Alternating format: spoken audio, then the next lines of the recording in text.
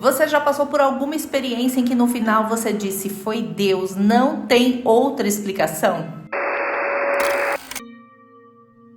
No Relatos da Internet de hoje, nós vamos ouvir pessoas que passaram por momentos muito difíceis, mas que a fé mudou completamente o rumo da história. E se você tem algum testemunho onde a sua fé transformou a sua história, conta pra gente aqui nos comentários, nós vamos adorar saber a sua história. Se você está vivendo algum momento muito difícil e precisa encontrar forças para continuar, eu te convido a ouvir esses relatos. Eu tenho certeza que alguma dessas histórias vai trazer a esperança que o seu coração precisa. Essa daqui é a Lucinéia Farias, eu vou deixar o arroba dela aqui na descrição e a história dela me pegou de um jeito. Eu tenho certeza que vai tocar o seu coração também. Mas antes, já curte esse vídeo, se inscreva no canal, eu tenho certeza que você não vai querer mais perder nenhum relato. Bora ouvir a história da Lucinéia. Teve um dia que eu pedi para Deus para tirar a vontade de tomar café. Eu não tinha dinheiro para comprar. Eu estava dentro de um hospital, mas Deus respondeu de uma forma muito diferente. Às vezes acontece tanta coisa na vida da gente de uma vez só, que a gente até acha que Deus nem tá com a gente, sabe? A gente sabe que Ele tá lá em cima. Só que começamos a pensar, será que Ele tá me enxergando? O meu filho, nessa época, ele começou a urinar sangue e foi internado. E a situação financeira nossa era muito difícil. E não era muito próximo de casa onde ele ficou. Lá vinha comida só pra ele, pra mim não. Porque todo mundo levava as comidas, sabe? Só que era longe, meu esposo trabalhava de madrugada, chegava, tinha o meu menino pequeno, não dava pra ele ir. Então eu ficava lá. E como ele estava bem doentinho, ele não conseguia comer. Ele estava no soro e a comida dele eu comia. E do lado do hospital tinha uma banca e eles vendiam café da manhã, almoço. E vinha um cheiro lá dentro, gente. Era um cheiro. Mas o cheiro de café que não tinha como passar, sabe? E aquilo começou a me doer a cabeça, eu comecei a ficar ruim. No terceiro dia eu pedi para Deus. Falei, Senhor, tira esse cheiro da minha cabeça, sabe? Que eu não sinta vontade. E na parte da manhã tinha internado uma menininha também, que ela tava com apendicite. Quando foi 2 horas da tarde, o pai da menininha veio trazer a roupa e a comida. E ele abriu a bolsa, entregou para ela, e quando ela abriu, ela viu uma garrafa térmica, e ela abriu a garrafa e falou bem assim, por que você trouxe café se eu não tomo? Ele falou, então, a hora que eu tava saindo lá de casa, a mãe correu com essa garrafa e falou bem assim, ó, leva também. Eu peguei, coloquei e trouxe. E ela olhou para ele e falou bem assim, mas a tua mãe sabe que eu não tomo café. Ele olhou assim com uma cara de tristeza, né, porque era a mãe dele que tinha feito. Ela olhou para mim e falou, você toma café? Eu falei, eu tomo. Ela falou, então essa garrafa foi feita pra você, tá aqui. Uma garrafa cheinha, gente, de café. Cheinha de café. Eu olhei pra parede e comecei a chorar, sabe? Foi o melhor café que eu tomei na minha vida. Eu não sei o porquê que eu quis compartilhar com vocês. Às vezes uma coisa tão pequena, mas faz tanta diferença, né? Deus trabalha de uma forma que a gente não espera, mas Ele nunca deixa a gente desamparado. A única coisa é que a gente tem que acreditar que Ele tá lá no céu e numa hora certa Ele vai vir resolver a nossa situação. Mas vai ser naquela hora que você achar que você não tem mais condição. Ele vai aparecer. E se você tem, às vezes, uma amiga, uma irmã, que você sabe que está numa situação desesperadora, compartilha com ela, tá? Porque às vezes ela precisa ouvir isso e vai ajudar ela. Que linda a história da Lucinéia, né? Tudo que ela precisava para passar por aquele momento era de um cafezinho. Deus ouve as coisas mais profundas do nosso coração, as situações mais dolorosas que existem, mas ouve até um cafezinho que você precisa. Essa daqui é a Eliana Paiva e o testemunho dela é bem interessante. Ela escreveu uma carta para Deus e ela foi atendida. O arroba dela também vai ficar aqui na descrição. Vamos ouvir a história da Eliana, eu tenho certeza que vocês vão amar. Conheci o meu marido 7 dias após ter escrito uma carta para Deus descrevendo exatamente como eu queria que meu marido fosse. O ano era 2007 e eu tinha acabado de ler um livro que dizia exatamente isso, que quando nós quiséssemos pedir algo para Deus, nós deveríamos ser específicos, deveríamos dizer exatamente o que nós queríamos. Eu já tinha mais de 30 anos e seguia sozinha, porque eu constantemente declarava, Senhor, se for para me dar um marido traste igual o marido da fulana ou da ciclana, me deixa sozinha. E eu seguia sozinha.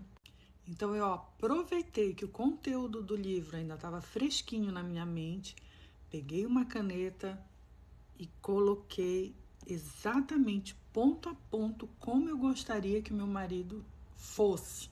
E eu lembro perfeitamente que o primeiro item da lista foi a altura. Alto ao ponto de usar um salto alto, abre parênteses, porque o senhor sabe que eu amo usar salto alto, fecha parênteses.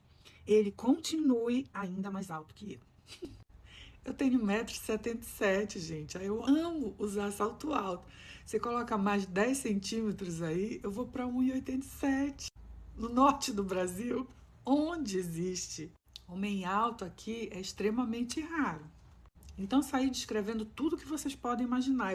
Eu fui o mais específica possível.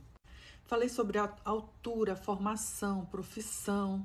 Lembro que eu disse na carta que eu queria que ele tivesse a mesma formação que eu. Eu sou formada em Direito, com especialização em Direito Administrativo. E o meu marido, ele é formado em Direito, com especialização em Direito Processual Civil. E eu também dizia para Deus assim na carta: o senhor sabe que se o senhor me der um homem que goste de balada, que goste de festa, de boate, não vai dar certo. Eu detesto barzinhos. Então eu preciso de uma pessoa que goste exatamente das mesmas coisas que eu gosto. Cinema, boa música, restaurante, viagens. Gente, eu joguei. Eu fui lá dizendo exatamente o que meu coração queria, sentia. Mas eu esbarrei num problema. Irmãos. Eu tenho 3 irmãos. Então eu pensei, se eles pegarem essa carta e lerem, eu vou virar motivo de chacota pro resto da minha vida. Até o último dia de vida, até o último suspiro, eles vão rir de mim por causa disso. Então, o que foi que eu fiz? Eu peguei a carta e rasguei, dizendo: o senhor não precisa disso aqui para realizar, mas tudo que estava no meu coração eu coloquei aqui. Mas rasgo agora para não correr o risco de virar motivo de chacota para os meus irmãos. Então, logo depois que eu escrevi a carta, rasguei um telefonema do marido de uma amiga minha pedindo para eu levar o meu currículo na Justiça Federal, porque eles estariam precisando de alguém com a minha formação no gabinete da vara em que ele trabalhava. Eu achei maravilhoso, porque na época eu trabalhava na assessoria jurídica da Delegacia Geral da Polícia Civil do Estado. Sair do governo do Estado para a Justiça Federal, naquela época, para mim, seria maravilhoso. E para trabalhar no gabinete do magistrado, do juiz da primeira vara, nossa, preparei o currículo, mas não consegui levar. Não sei por quê, talvez por medo do novo, não sei, não levei. Então passaram-se 4, 5, 6 dias e nada de eu ir lá levar o meu currículo. Quando foi no 7º dia, esse meu amigo, ele me liga, brigando mesmo comigo: cadê o teu currículo, Estrupícia? Me diz aonde tu estás que eu vou aí buscar. E aí eu pensei, eu disse, não, aí já é muito abuso, pode deixar que eu vou levar. Saí do trabalho, fui embora lá para a Justiça Federal. Chegando lá, eu já fui conduzida diretamente para falar com o juiz. E já fui logo entrevistada por ele leu meu currículo e imediatamente ele já me perguntou: Eliana, você tem interesse em trabalhar, em compor a equipe da primeira vara? E eu, lógico que eu quero.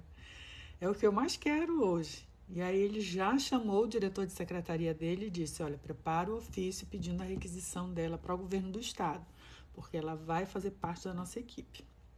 E assim fizeram. E foi então que eu fui apresentada para o rapaz, para o servidor que ia me passar o serviço do gabinete. Então eu estou lá esperando, né? E chamaram: Alex, vem aqui. E o Alex entra pela porta e eu olho, né?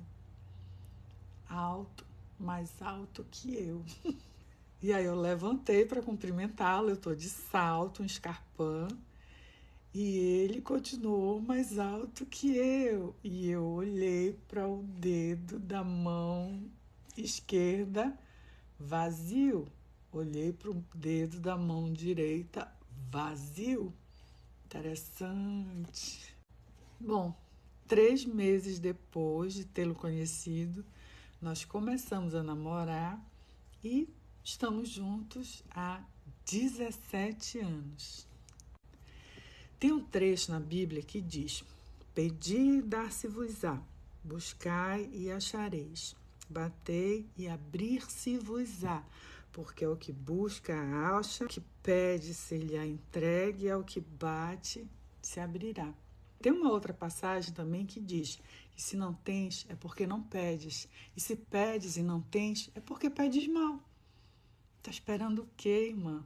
Vai escrever tua cartinha para Deus, vai especificar direitinho o que é que você quer.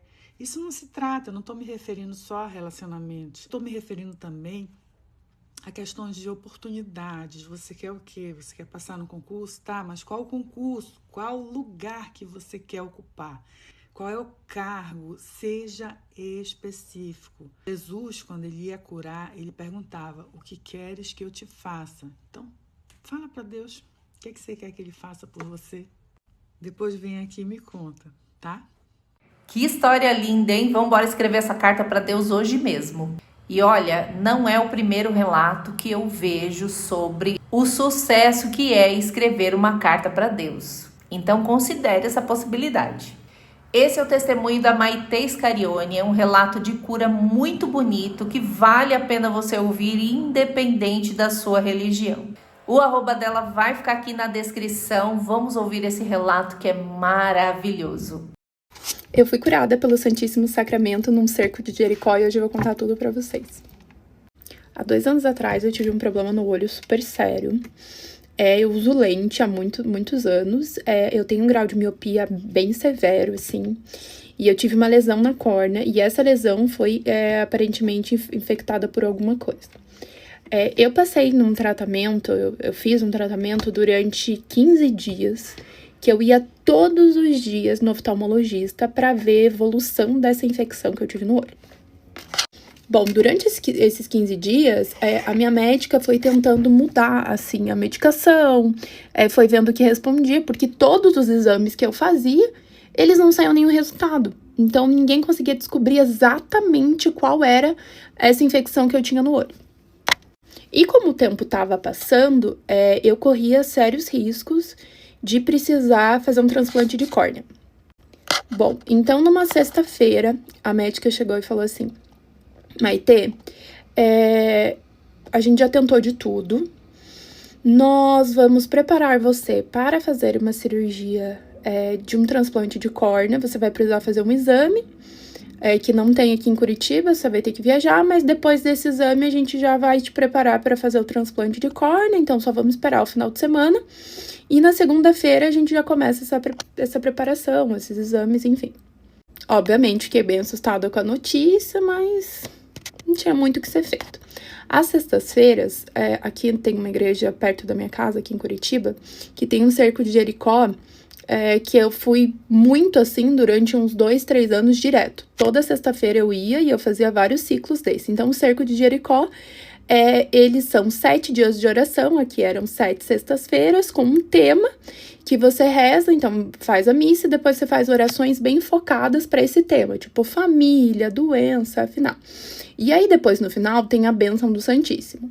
E nesse dia, como toda sexta-feira, eu fui, fiz oração, pedi obviamente a minha cura, rezei com bastante fé, com bastante crença de que tudo ia ficar bem.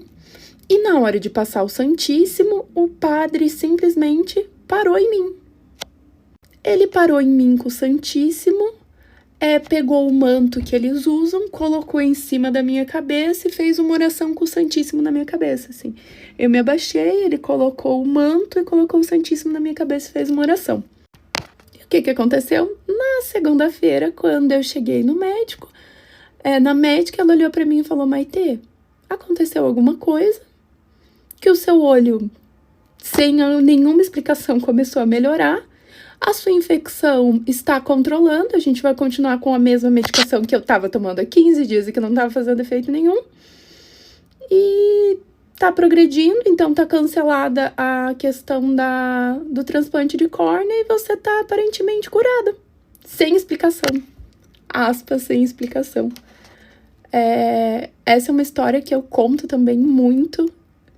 Tenho muita fé e eu tenho certeza que eu fui curada naquele momento. Tanto é que a música que estava tocando, no momento que estava passando o Santíssimo e que ele parou em mim, é uma coisa que ficou marcada assim para sempre na minha vida. E é mais um testemunho de fé e eu tenho certeza que eu fui curada naquele momento pelo Santíssimo. E aí, você gostou desses relatos? Conta aqui pra mim nos comentários se você tem o seu relato de fé, se você passou por alguma situação na sua vida aonde você tem certeza que foi a ação divina que mudou a sua história.